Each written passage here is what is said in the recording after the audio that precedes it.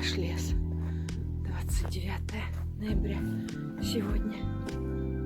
Ой, красота. А я в лес выбралась в наш воздухом подышать. Ой, хорошо-то как.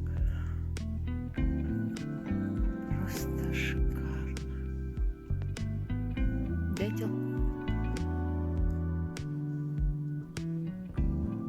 Дятел старается. Грибочек.